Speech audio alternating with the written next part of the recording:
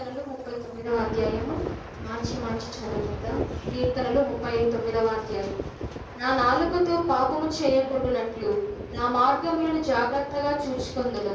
భక్తిహీనులు నా ఎదుట ఉన్నప్పుడు నా నోటికి చిక్కము ఉంచుకొను అనుకోండి.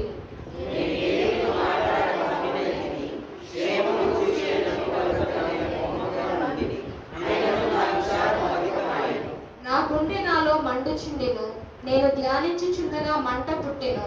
అప్పుడు నేను ఈ మాట నోరారా పలికితిని.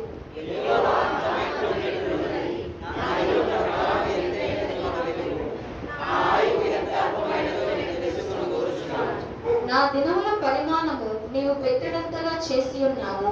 నీ సన్నిధిని నా ఆయుష్కాలము లేనట్టే ఉన్నది.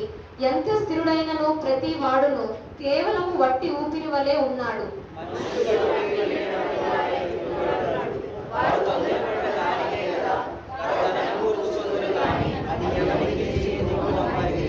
ప్రభువా, నేను దేని కొరకు కనిపెట్టుకొందును? నిన్నే నేను నమ్ముకొని ఉన్నాను.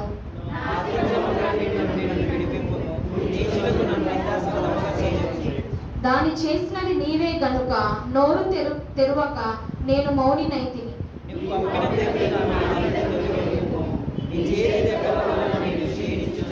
దోషములను బట్టి నీవు మనుష్యులను గద్దింపులతో శిక్షించినప్పుడు చిమ్మట కొట్టిన వస్త్రము వలె నీవు వారి అందము చెడగొట్టెదవు.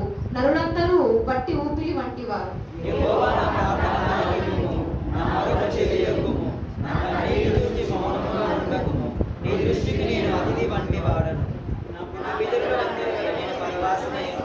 అందరూ కలిసి చదువుకుందాం.